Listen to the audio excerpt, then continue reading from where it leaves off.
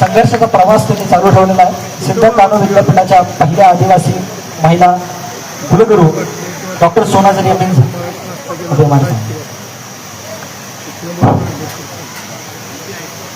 विद्रोही साहित्य संस्कृति सम्मेलन जो 15वां साहित्य सम्मेलन सातारा में संयोजन किया गया है और उसमें मुझको बुलाया गया और निमंत्रण दिया गया, इसके लिए बहुत आभार के साथ मैं क्षमा मांगना चाहती हूँ कि मैं मराठी में नहीं बोल पाऊंगी इस बार, और इसलिए कृपा करके मुझे हिंदी में बोलने के लिए अनुमति दिया जाए। 15वां विद्रोही साहित्य संस्कृति सम्मेलन जो सातारा में इस बार आयोजन हुआ है और उसमें मुझे आने का मौका मिला और यहाँ तो इसके लिए बहुत आभार आयोजकों को मैं देना चाहती हूँ, परंतु साथ ही यहाँ उपस्थित जो महाराष्ट्र के सुदूर जगहों से भी आए हैं और अभी भी आ रहे हैं, सभी हमारे साथियों को मेरा बहुत ही आदर के साथ, और हम मंच पर आसीन हमारे साथ जितने भी नायक लोग हैं पहले के भी और अभी और भविष्य के भी बहुत यहाँ उपस्थित होंगे, उन सबको मेरी ओर से जय हिंद और झारखंडी जोहार। इस सम्मेलन में भाग लेना मेरे लिए केवल एक व्यक्तिगत तीर्थ की तरह हुआ, और माफ कीजिएगा मैं बहुत ही इमोशनल व्यक्ति हूँ, कहीं बीच बीच में भावुक हो जाऊं तो मुझे माफ कीजिएगा। ये मेरे जीवन में 8 मई की तारीख कल जो दर्ज हुई है दिल्ली से चल के सातारा पहुंचने की, तो केवल 2 घंटे का एरोप्लेन की यात्रा और 2.5 घंटे का रोड की यात्रा नहीं हुई। मैं सुबह 7:30 बजे अपने घर से निकली थी और लगभग हम लोग 8:30 बजे रात में सातारा पहुंचे थे, और इसलिए ये 13 घंटे एक तीर्थ का समय, और ये ऐसे तीर्थ का जो कि सोच का वैचारिक तीर्थ और एक बौद्धिक तीर्थ का दिन रहा, और इसलिए आज कल के बाद है ना, और आने वाले साल 2027 से लेके 8 मई मेरे जीवन में तीर्थ का दिन होकर अंकित हो गया है, और मैं हर 8 मई को इसको याद रखूंगी, क्योंकि ये एक मेरे लिए वैचारिक और बौद्धिक तीर्थ का दिन रहा है। और इसके लिए जो लोग इस पूरी मेरे इस दिन महत्व को और तारीख के महत्व को बढ़ाने में जिनका हाथ रहा है, मैं उनको बहुत धन्यवाद देना चाहती हूँ। हमारे जो मांझी अध्यक्ष डॉक्टर साहब और अभी के अध्यक्ष संभाजी भगत, सब उन लोगों की ये कॉन्स्पिरेसी रही कि मैं यहाँ आ सकूं, और मैं आपके इस कॉन्स्पिरेसी को बहुत ही विद्रोही सलाम करना चाहती हूँ। तो आपकी इस कॉन्स्पिरेसी के लिए विद्रोही सलाम। जब मैंने सुना था और अभी भी जानती हूँ कि पूरी महाराष्ट्र की भूमि, यहाँ की मिट्टी बहुत क्रांतिकारी है, क्योंकि मैं जहाँ से आती हूँ झारखंड, वहाँ की मिट्टी का रंग लाल है, आपकी मिट्टी का रंग हमारी रंग से थोड़ा और काला है, और इसलिए मुझे लगता है कि ये मिट्टी के रंग का फर्क भी इसकी क्रांतिकारी होने का एक बोध मुझे देता है। और जितना हम जहाँ भी जाते हैं, मेरे पिताजी मैं बाद में बतलाऊंगी, परंतु उनका कहना था, मैं एक कुड़ुख समाज से आती हूँ, मध्य भारत में आदिवासी समाज है, उसमें सारे आदिवासी तो देश भर के आदिवासी तो कम से कम 12 करोड़ होंगे ही, क्योंकि 8% हैं हम, तो लगभग 12 करोड़ लोगों में उरांव समाज एक समाज है। मेरे पिताजी कहते थे कुदोय होले बेदोय, कोय होले खाकोय।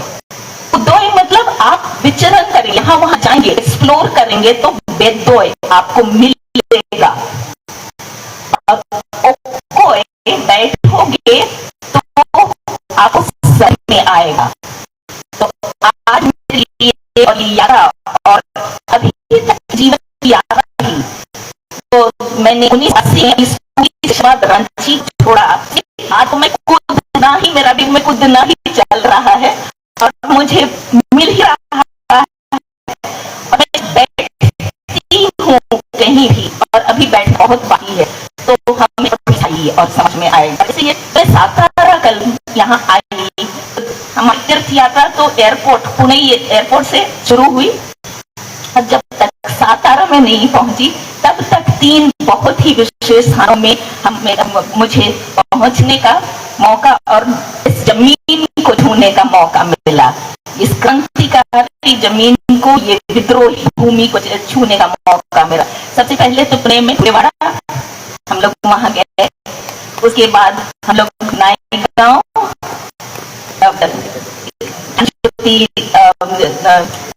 सावित्री फुले का जन्म का गांव है, हम वहां गए और दिन के अंत में बिल्कुल दिन की चर्या खत्म करने से पहले बाबा साहब अम्बेडकर का स्कूल भी हम देख पाए। और इस तरह की वैचारिक और बौद्धिक तीर्थ का मौका मुझे शायद जिंदगी में और नहीं मिल पाएगा। और इसलिए मैं फिर से जो कॉन्स्पिरेसी में बोल रही थी ना, उसको फिर से एक विद्रोही सलाम देना चाहती हूँ।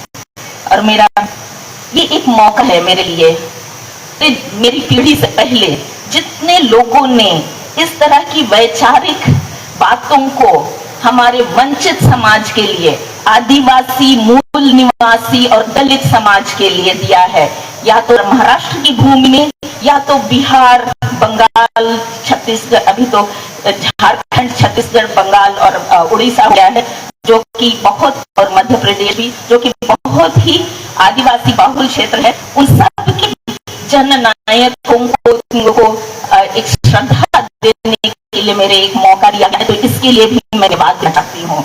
मैं चाहती हूँ कि केवल झारखंड की भूमि से आके मैं अपने ही जो मुझे क्रांति की विरासत मिली ना, उस क्रांति की विरासत में वाकई में लाल रंग ही था, क्योंकि वहां की क्रांति, हमारी की क्रांति केवल जो शासक वर्ग थे, अंग्रेज बोलिए या उसके बाद भी, और आज तक भी, और आज तक आदिवासी क्षेत्रों में आदिवासियों का न केवल अत्याचार या हनन बोले, पर कॉलोनाइजेशन आज भी चल रहा है। और इसलिए ये हमारी वहां मिट्टी का रंग जो लाल है ना, वो केवल आजादी की लड़ाई की क्रांति का है, पर यहाँ की मिट्टी का रंग जो काला है, उसमें लाल प्लस जो विद्रोह और क्रांति का कलर है,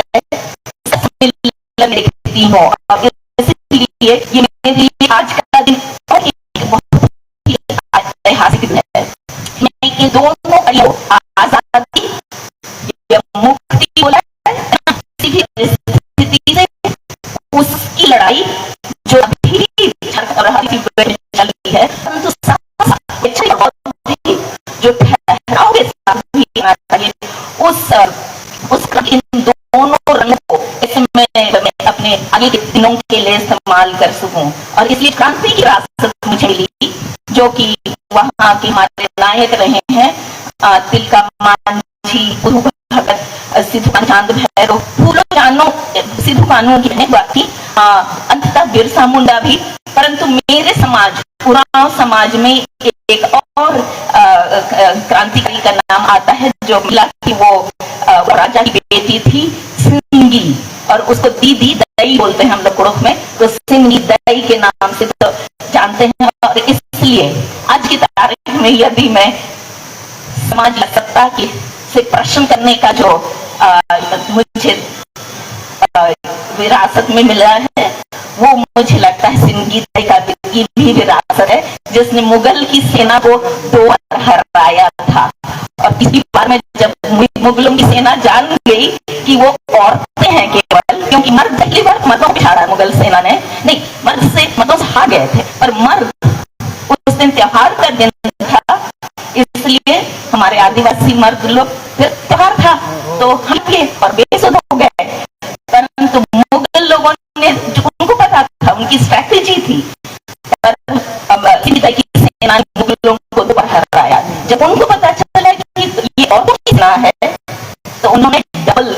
के साथ आकर औरतों की सेना को हराया था, पर इसलिए मुझे उस तरह की क्रांति की विरासत अपने समाज से मिली है।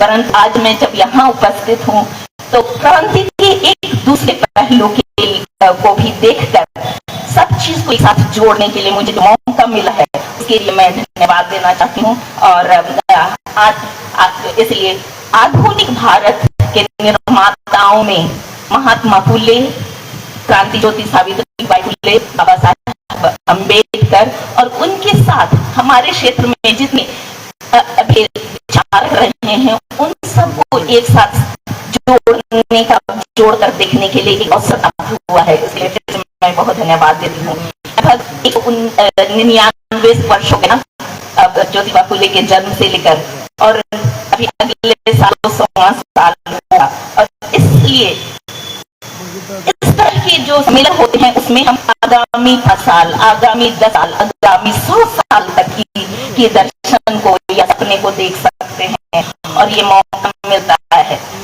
मैं इस समय इन जो कुछ नामों को मैंने लिया जो शुरू होते हैं छत्रपति शिवाजी महाराज के समय से लेकर बाबा साहब अम्बेडकर तक के, उनके बाद के भी लोगों को, तो मुझे लगता है उन सबके अपने जीवन, अपने दाम्पत्य जीवन और अपनी पूंजी का जो निवेश उन्होंने किया उसका एक प्रमाण मैं यहाँ आपके बीच में खड़ी हूँ। आपका प्रेम मुझे यहाँ लेकर आया है, परंतु उन्होंने अपना व्यक्तिगत जीवन, अपना दाम्पत्य जीवन और अपनी पूंजी को निवेश किया और के फलस्वरूप मैं और आप एक दूसरे को देखने से रहे हैं। और इसलिए आप लोगों को एक बार फिर से मैं विद्रोही नमन करना चाहती हूँ कि उनके निवेश का हिस्सा यह है कि आज हम लोग पंडाल के नीचे एक साथ उपस्थित है।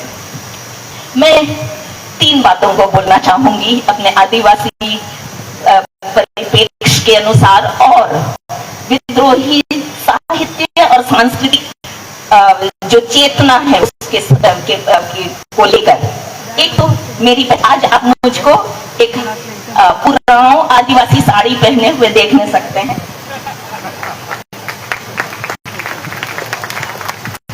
मैंने बहुत ज्यादा अपने ज्वेलरी नहीं पहना, परंतु ये मैं यहाँ फैशन परेड करने नहीं मैं नहीं कर रही हूँ, कर सकती पर नहीं कर रही हूँ। परंतु ये अवसर 50 साल यदि मेरी माँ हम लोगों को साड़ी खरीद कर देती थी क्योंकि स्कूल से ही हम लोग साड़ी पहनने लगे थे, ऐसा ही यूनिफॉर्म था। 50 साल पहले, मैं 63 वर्ष की हूँ, आपको बता देती हूँ उम्र, मिलता तो यदि मैं ऐसी साड़ियां पहन रांची शहर में निकलती तो उस समय का समाज मुझे असभ्य समाज का हिस्सा बनाकर उस बॉक्स में रख देता। आज यदि इस सम्मेलन में मैं अपने पारंपरिक परिधान को पहनकर अगर उपस्थित रह सक रही हूँ, ये मेरी सोच में ये है कि ये महात्मा फुले ने जो अस्मिता के लिए अपनी आवाज समस्या को देखकर उन्होंने उपाय बनाया ताकि हर एक जो इस देश में उस समय उपस्थित है केवल सिर, बाजू, पेट और पैर से पैदा नहीं हुए। हम आदिवासी को तो जंग बोल दिया गया ना, शायद बंदर या जो भी जानवर, हमारी तो गणना नहीं है इंसानों में ना उस मनुस्मृति के अनुसार। परंतु महात्मा फुले ने समाज में शूद्र और अतिशूद्र और दूसरे दलित और दूसरे समाजों की परिस्थिति को देखकर जो उन्होंने काम किया वो 2 धारी तलवार की तरह हुआ, ना केवल वो समाज के लिए हुआ परंतु शासकों के लिए भी हुआ। और मुझे लगता है आज यदि मैं अपने पारंपरिक साड़ी को पहनकर यहाँ उपस्थित होने सकी हूँ, वो क्योंकि उस लड़ाई का एक हिस्सा 150 से ज्यादा वर्ष हो गए ना, मैं अपने अस्तित्व और अस्मिता के साथ यहाँ खड़ी हो सकती हूँ। मैं एक आदिवासी, एक पूरा महिला सोना झरिया मिंज के नाम से यहाँ उपस्थित हो सकती हूँ। और आपने मुझे निमंत्रित किया और आपने मुझे बुलाया, आपका प्रेम मुझे मिल पाया है महात्मा ज्योतिबा फुले के उस काम और महान काम के कारण। और ये केवल हम 150 वर्ष में इसको आगे भी जाने की बात बाकी है ताकि हम सबों की पहचान, जब हम सभी अपने अपने पहचान को लेके इस तरह समाज में आते हैं जिसको दूसरे हो सकता है द्रोही बोले, पर हम द्रोही नहीं, हम विद्रोही हैं। आदिवासी जब प्रश्न करते हैं किसी भी काम को तो उनको क्या बोल दिया जाता है? द्रोही का दूसरा पर्यायवाची मैं नहीं इस्तेमाल कर रही हूं, पर वो द्रोही साबित हो जाते हैं।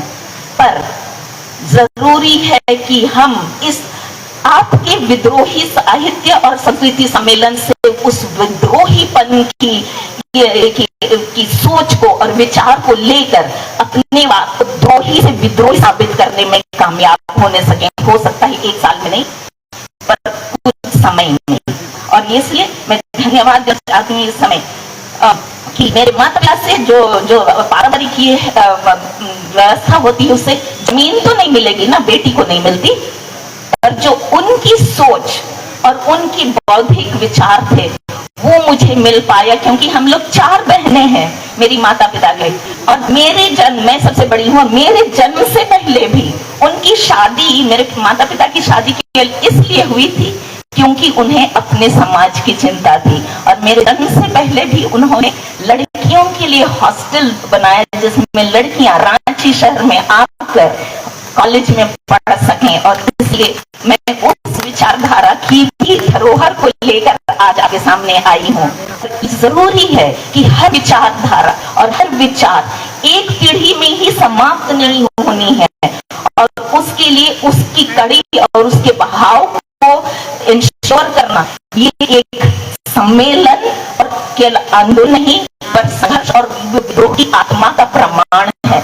आज जब हम लोग सुबह में रैली में थे तो छोटे बच्चे भी थे, अभी भी एक छोटे बच्चे दिखाई दे रहे हैं, जिन एक ट्रूप ने जो हर आश्रम पहने अभी भी कहीं बीच पीछे बैठे थे, उन्होंने जो जब अपना प्रदर्शन किया था उनकी उम्र मेरे से भी ज्यादा भी रही होगी या मेरी उम्र के रहे होंगे और यंग भी रहे होंगे।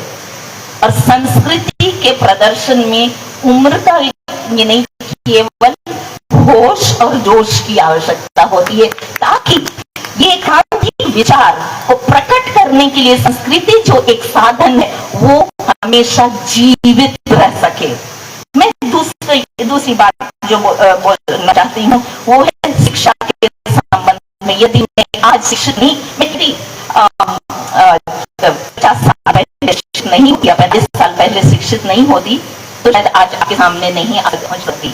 जो भी कि मेरे क्षेत्र में ईसाई मिशनरियों के द्वारा स्कूल खोले गए और इसलिए शिक्षा थोड़ा सा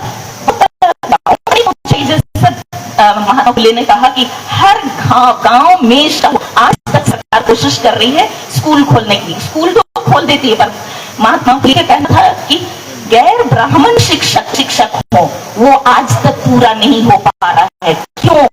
क्योंकि हमें शिक्षा नहीं मिल पा रही है ताकि हम अपने बच्चों को शिक्षा दे सके, अपनी भाषा में और अपनी संस्कृतियों के द्वारा शिक्षा दे सके। और इस तरह से शिक्षा की उस कड़ी को रोक के रखने का जो प्रवाह हम देखते हैं प्रशासन में बहुधा, उसके संबंध में विद्रोह की आत्मा तो मेरे में है ही। इसलिए जब मैं वाइस चांसलर बन सकी थी तो मैंने देखा कि शिक्षा में क्या किया जाए। मैं संताल बहुल क्षेत्र में वाइस चांसलर थी, इसलिए संताल परगना से सातारा तक पहुंचने के लिए भी मुझे लगता है जो एकाध मैंने छोटे कोशिश की उसके कारण मुझे आज मैं पूरी संतुष्टि के साथ संताल परगना या सिद्धू कानू मुर्मू यूनिवर्सिटी से निकल पाई हूँ। क्योंकि सभी जितने भी आज हम लोग देख रहे थे कि कॉलेज में कितने डिपार्टमेंट हैं, कितने टीचर्स हैं और कितने स्टूडेंट हैं, परंतु मैं थोड़ा सा इधर उधर हो गए। शिक्षा को सब तक पहुंचा पाने के लिए अभी भी वो विद्रोही आत्मा की आवश्यकता है।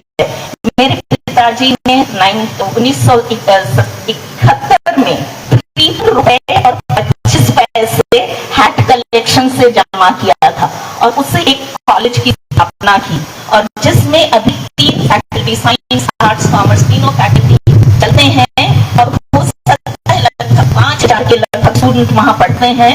और 1972 से उस कॉलेज की विशेषता ये थी कि वहां 3rd डिवीजन वालों को ही केवल एडमिशन मिलता था। फर्स्ट डिवीजन और सेकंड डिवीजन को नहीं। तो विद्रोह की वो विरासत मुझे मिली है, तो उसी विद्रोह की विरासत के तहत मैंने सोचा कि आदिवासी संस्कृति से संबंधित कौन सी ऐसी बात की जाए जो कि विश्वविद्यालयों में पढ़ाया जा सके। और मैं आपसे ये बात शेयर करना चाहती हूँ कि मेरे में थोड़ी बहुत छोटी विद्रोही आत्मा थी। मैंने संताल कल्चर के में एमए पढ़ाई उस यूनिवर्सिटी में शुरू की, क्योंकि मेरे पिताजी ने 5 आदिवासी भाषाओं की पढ़ाई शुरू किया था रांची यूनिवर्सिटी से 1972 से। तो इस लगभग 50 वर्ष के अंतराल में यदि हमारे आदिवासी क्षेत्रों में किसी तरह का विद्रोही काम नहीं होता तो फिर शिक्षा तो वही जूं क्यों उसी में चलती ना बोल और ना शिक्षक बने ताकि अपने बच्चों को ना पढ़ा सके, ताकि गांव-गांव में स्कूल भी हो तो वहां वही शिक्षक हों जो बच्चों को नहीं पढ़ाएंगे क्योंकि उनकी बुद्धि नहीं है। आप लोग कुछ लोगों ने मेरे संबंध में कोई जो ब्लॉग है उसमें पढ़ा होगा। मुझे बहुत ही आश्चर्य हुआ था कि संस्कृत के टीचर ने जब मैं 7वीं कक्षा में थी 1974 में, तो बोला सुना छात्रिया तुम सबसे ज्यादा नंबर क्यों लाती हो संस्कृत में, ये तो आर्यों की भाषा है। तब मुझे ध्यान हुआ कि ये आर्यों की भाषा, आदिवासी को कोई हक नहीं है ज्यादा नंबर लाने की। और इसलिए मैं ये केवल बोलना चाह रही हूँ कि जो भी मैंने बतलाया कि झारखंड एक ऐसा वहाँ एक क्रांति की जगह है जहाँ आजादी की बात है, पर थोड़ी थोड़ी विद्रोही 1-2 ये फूटते रहते हैं और वैसे हैं। और शिक्षा जो अभी तक भी मिल पाई है उसके तहत मुझे लगा अब उसमें विद्रोही आत्माओं को ढूंढने का विषय का समय मेरे लिए। और सत्य मुझे लगा कि शिक्षा ही माध्यम या जरिया है जिससे सत्य को नग्न अवस्था में पेश किया जा सके, जिससे वो समाज जो हमें वंचित रख रहा था उसको उस सत्य को देख के शर्मिंदा होना पड़े।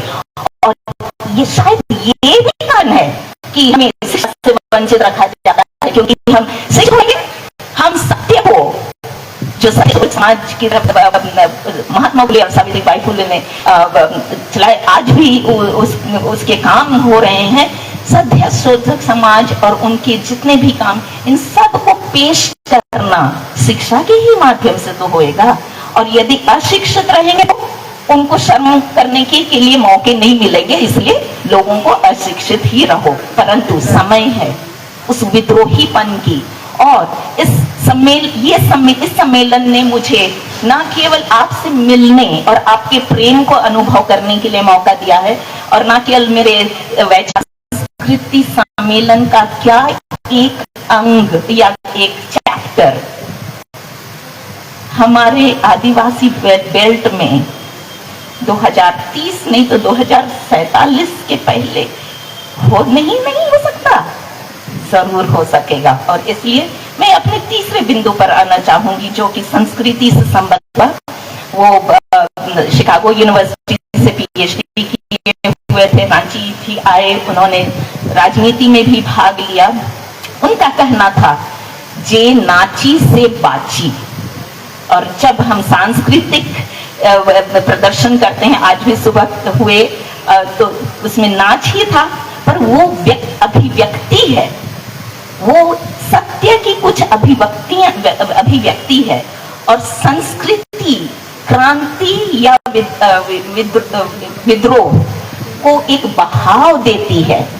और मैं अंत में एकदम अंत करने के पहले मैं एक इस संबंध में गाना भी गाना चाहूंगी, परंतु उससे पहले मैं जसिंता केरकेटा, हम लोग काफी लोग निर्मला पुतुल को जानते हैं जो कि लेखिका हैं और महिलाओं की के संबंध में काफी उन्होंने लिखा है।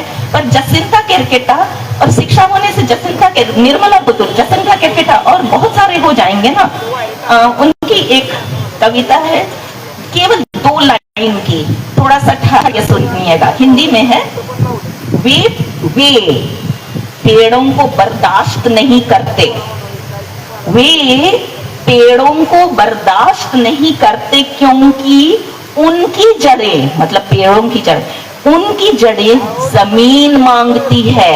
और आदिवासियों के लिए जल, जंगल, जमीन और जमीर की जो आवाज है, इन सब के लिए यही बातें।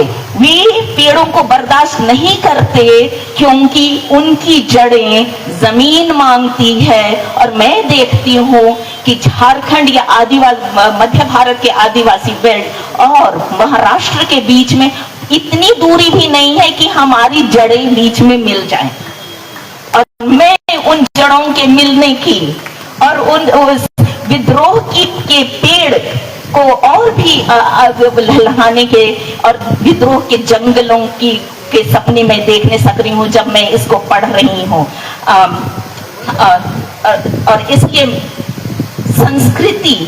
संस्कृति वो बहाव या वो चैनल बनती है जिससे हम अपने विचारों को केवल, और ये केवल विचारों को प्रदर्शित करने का जरिया केवल नहीं है, परंतु उनको जीते रहने का। मैं आदिवासी समाज में आती हूँ, बहुत ज्यादा लेखन साहित्य नहीं है, परंतु मौखिक साहित्य है। हमारी कहानियां, हमारी हिस्ट्री गानों में है, हमारा इतिहास, हमारी क्रांति के इतिहास भी गानों में है। और इसलिए जब बच्चे उन गानों को सीख जाते हैं तो हो सकता है समय लगता है, मेरे जैसा इतनी उम्र नहीं, पर थोड़ा सोच जब आ जाती है गले के ऊपर तो बच्चे भी समझ जाते हैं। और इसलिए इस विद्रोही आत्मा को रुख देने और बहाव देने के लिए संस्कृति एक ऐसा जरिया है जिसको मेरे पिताजी के इस कॉलेज में भी बहुत उन्होंने ये किया था, ताकि स्टूडेंट्स को अपने आदिवासी होने पर गर्व हो। उन्होंने खेल कूद में भी उन लोगों को बोला खेलो, नाचो और पढ़ो। और थर्ड डिवीजन से आने वाले स्टूडेंट लोग फर्स्ट डिवीजन में पास होने लगे, क्योंकि उनके साथ केवल 3 शुरुआत में 53-25 पैसा और 3 ऐसे शिक्षक थे जिन्होंने कहा कि आप खोलिए सर, हम लोग पढ़ाएंगे। और आज उस एरिया में शिक्षा का काम हो रहा है, साथ ही खेल कूद का भी और साथ ही सांस्कृतिक भी मिलता है। और इसलिए मैं एक गाना यदि अनुमति हो तो गाते हुए खत्म करना चाहूंगी, जो कि मुझे लगता है, जैसे कि मैंने कहा कि इतिहास, परिस्थितियां और निराकरण, हर चीज को केवल कविता ही नहीं, हम लोग आदिवासी जब बोला जाता है कि जब वो चलते हैं तो नाचते हैं, जब वो बोलते हैं तो गाते हैं। पर मैं गाऊंगी, मैंने बोलने में वो राग नहीं दिखलाई दिया होगा। मैं थोड़ा बहुत कुछ शब्दों को ओरिजिनल ये को बदलना चाहूंगी। और ये जस्टिन एका, जो कि अपने खुद ही एक क्रांतिकारी रचिता थे, उनकी एक गाने की एक पद को केवल गाऊंगे और थोड़ा से 1-2 शब्दों को बदलकर। सुन तो संगी साधु,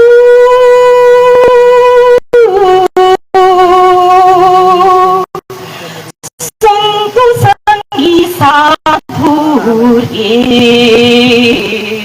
आई जेकर दीन है के मान ना कर, नया जीवन जिंदगी के पावे कर, नया जीवन जिंदगी है। आई जेकर दीन है के मान ना कर, नया जीवन जिंदगी के पावे कर, नया जीवन जिंदगी। आज का दिन है मनन करने का और नए जिंदगी को रुख देने के लिए। जमींदारी परियार रख मन कर, ऐसा न रहे जननायक ले जीव उनकर, शिक्षा पाले चैत डुबाले ई कोल मन। आदिवासियों को कोल भी बोल, उरांव लोगों को विशेष करके कोल कहा था। शिक्षा पाले चैत डुबाले कोल मन, लुटी लेवा जमीन जगह भगवा ढेर। अपनी ही जमीन से उनको टैक्स देने के बहाने भगाया गया और मोर हाथ रहे गुरपुर घोड़ा घोड़ा से, मोर हाथ रहे पुरखा घोड़ा घोड़ा से, लहू बहत रहे उनकर एड़ी डहर से, ओहे लहू फुट गेल झरना सन, झुलसल जंगल पहाड़ हरियर सन, एखन आँखे दिसता गे, ओहे लहू फुट गेल झरना सन, झुलसल जंगल पहाड़ हरियर सन, एखन आँखे दिसता हे, सुन तो संगी साधु। मौका है और मैं आशा करती हूँ कि जो जड़ें, जिन पेड़ों की जड़ें आदिवासी बेल्ट मध्य भारत में हैं और महाराष्ट्र की काली मिट्टी के भूमि में है, सातारा की भूमि में है, वो संताल परगना, रांची संताल परगना और सातारा या पूरे महाराष्ट्र के साथ वो जड़ें अंदर अंदर ही अपने आप ढूंढेंगे एक दूसरे को, ताकि हम एक साथ, क्योंकि एकता, और जो बाबा साहब ने कहा शिक्षित हो, संघर्ष करो, संगठित हो, यदि हम उस संगठित शिक्षित हम हो गए, थोड़ा बहुत विद्रोह भी कर लिया, संगठित ना हुए, तो फिर तो हम तो बाबा साहब को भूल गए। और समता, शिक्षा ने यदि हमें समता दी, बंधुत्व के लिए उन जड़ों को एक दूसरे को के साथ मिल पाना और एक दूसरे के साथ संगठित होकर, सशक्त होकर, असली विद्रोही फोटोग्राफ को जिन्होंने हमें वंचित करने के लिए ठाना हुआ है, उनके सामने नग्नावस्था में उस तस्वीर को हम पेश नहीं करेंगे, तब तक हम हर एक पीढ़ी को अपना अपना रोल अदा करते जाना होगा, और इसलिए हम आने वाली पीढ़ियों के लिए भी रास्ता बना सकते हैं। और ये हम तो इसलिए कुदोय होले बेदोय, मैं तो कूदते कूदते यहाँ पहुंच गई, मुझे मिला भी आपका प्रेम, पर ओकोय होले हक खोए, बैठोगे तो आगे क्या मार्ग निकलेगा। इन्हीं शब्दों के साथ मैं आप सबों को फिर से विद्रोही और क्रांतिकारी सलाम बोलती हूँ। जय संविधान, जय बाबा साहब, जय फूले, जय सावित्रीबाई फूले, और सबको नमन करते हुए मैं आपको बहुत धन्यवाद देना चाहती हूँ। धन्यवाद मैडम। तुमसे न हो पाएगा, उस व्यवस्था को कुछ कर दिखाना होता है विद्रोह। हमें विद्रोही साहित्य संस्कृति सम्मेलन सातारा को आप जैसी उद्घाटक महिला और आदिवासी महिला उद्घाटक के रूप में मिलना हमारे लिए अभिमान का क्षण है। धन्यवाद।